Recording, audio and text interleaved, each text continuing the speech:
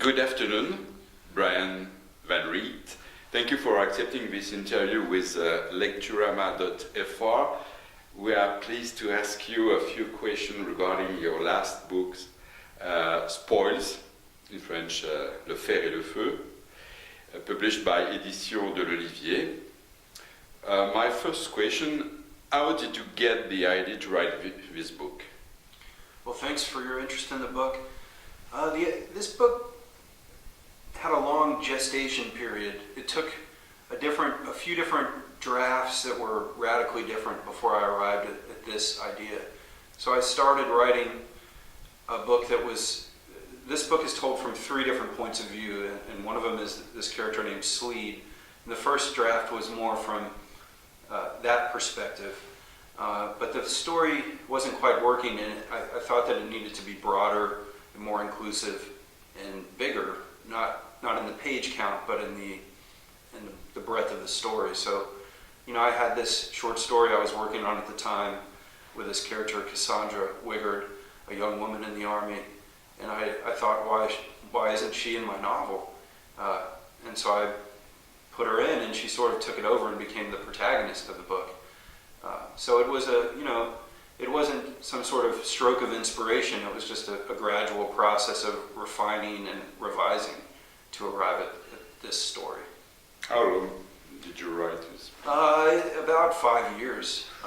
And then, the first 2.5 years of that were me trying to figure out how to write a novel and basically writing different drafts and throwing those away, more or less. I kept a few scenes from those attempts.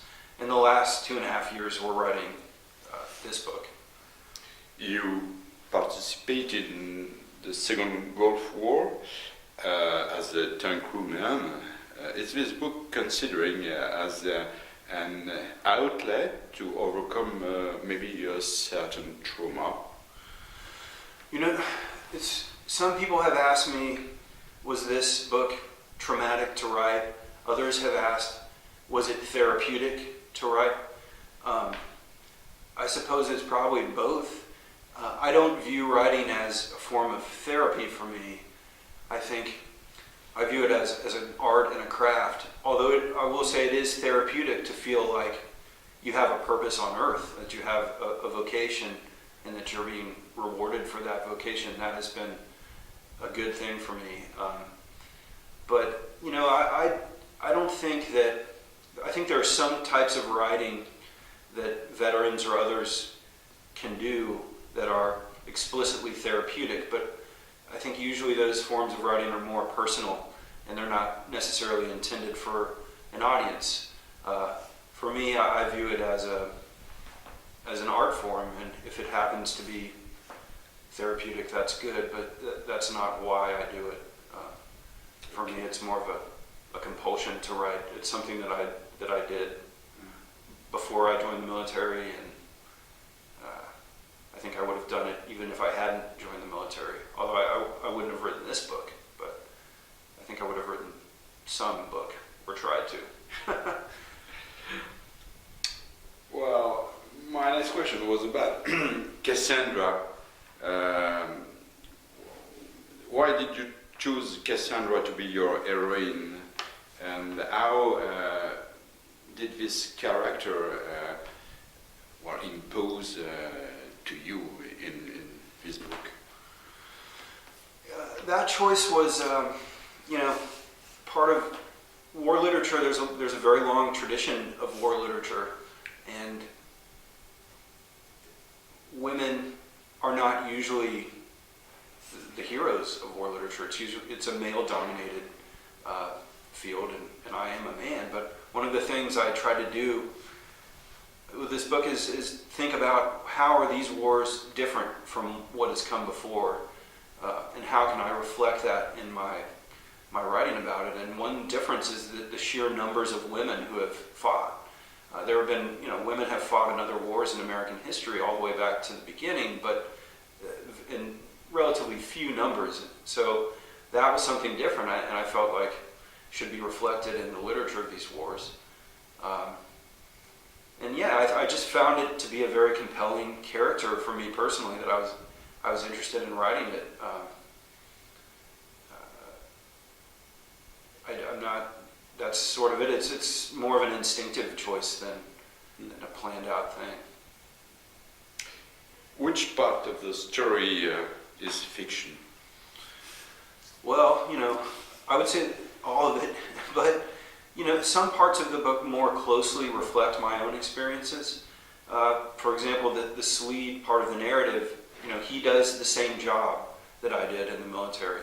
So some of those sequences on tanks, the tank combat in an urban environment, I'm certainly drawing that more closely from my own life than other parts of the book. Although, all three of these main characters, even my jihadist character, Abu al-Hul, he reflects elements of my personality and psychology.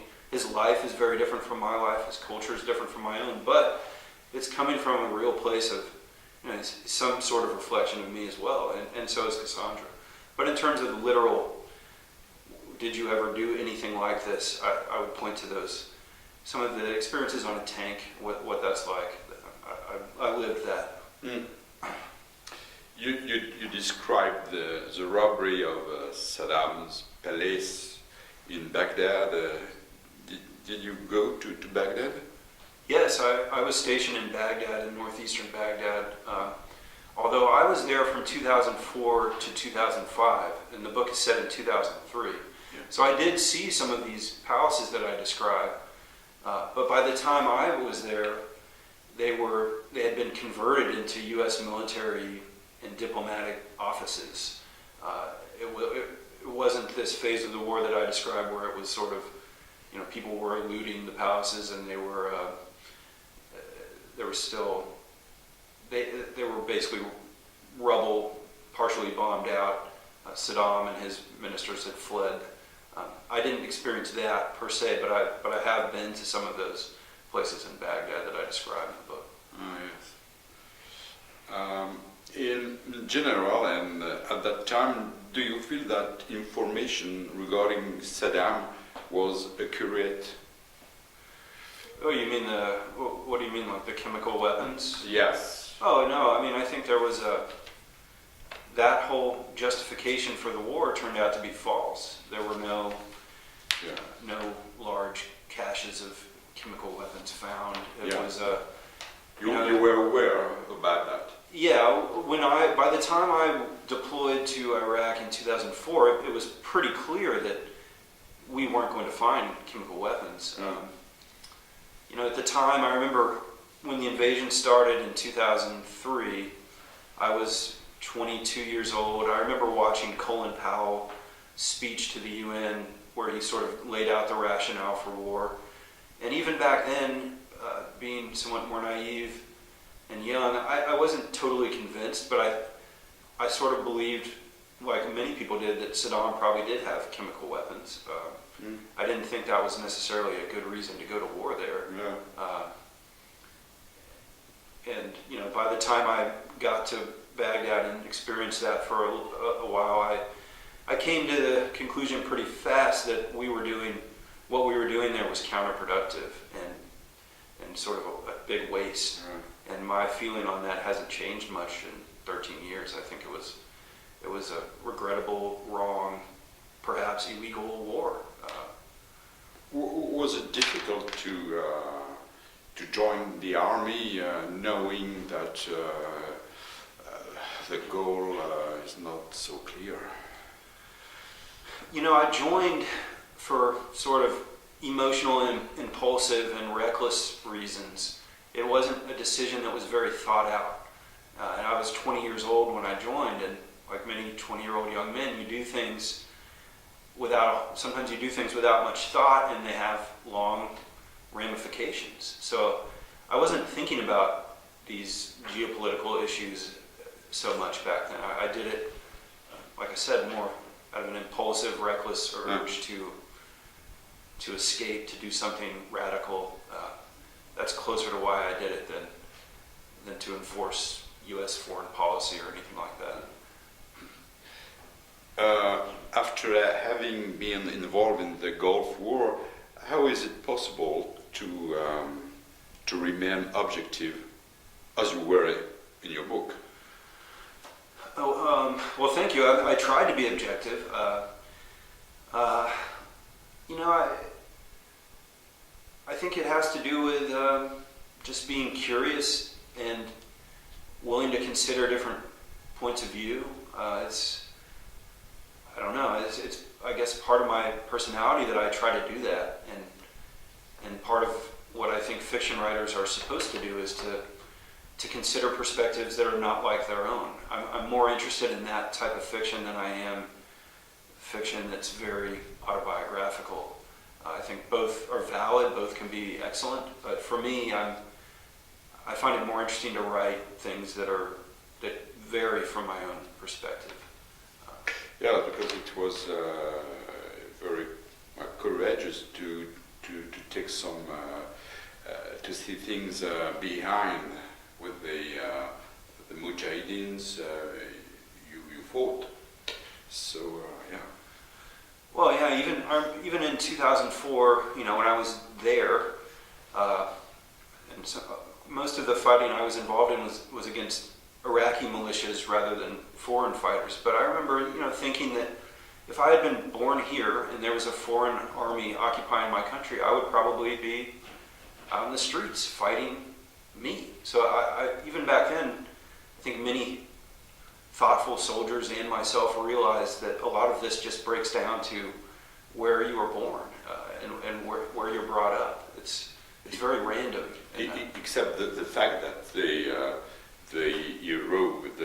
Mujahideens yes. are strangers. Right, and that's deliberate. Like I didn't feel like it was my place to write an Iraqi character who is the enemy, because I didn't want to present Iraqis in that way, even though many Iraqis did fight against Americans. I wanted this book to be about people who came to Iraq from the outside and who had really arguably no business being in Iraq, but they are all drawn there for one reason or another. So that's why I chose the character who's an Egyptian, is not native to Iraq.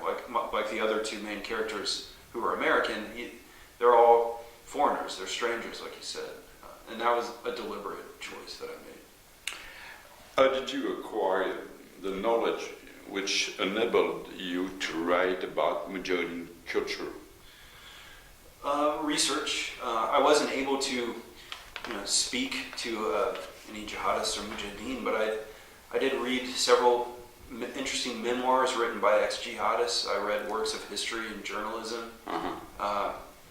And what you do as a fiction writer is you just acquire those small but authentic details from sources like that allow you to bring the story to life and convince the reader that this could be a real character. I'm not, an expert on Islam or jihad, but I know enough to write this book, and that's what you have to do as a fiction writer, is just know enough to write the story that you want to write. You don't have to become a scholar necessarily, but I think you do have to. I certainly felt the responsibility to do some hard research to, not just to dash it off, and I felt some responsibility to get the details right. Yeah, but also you have a very clear perception of the personalities of the Mujahideen. Some were weak, other much more stronger. Yes, well, thank you. I tried to show some variety in that side as well. I mean, there's a variety among the American soldiers. Some are crass and bigoted and rather shallow. Others are more thoughtful. And I tried to show that on the other side there are some who are thuggish and perhaps murderous, and others who are more thoughtful. I think that's just true. It's part of what happens in war is we demonize the enemy, we flatten them out to be non-human and simple, but people are rarely like that. Most people are more complicated than that, no matter what side they fight on. Did you meet the people you described in your book? Well, I wouldn't say that anyone in the book is drawn exactly from life. So I didn't have a specific person in mind when I was writing a certain character. They're more composites of different types of people I met or different types of people I found in the Army. But they're not, I can't point to any one person and say, yeah, that's him or her, you know. They're truly fabricated fictional characters. Yeah, but Sergeant Crump. Yeah, it's Crump, yeah. Isn't it a bit caricatural? Yeah, there's certainly.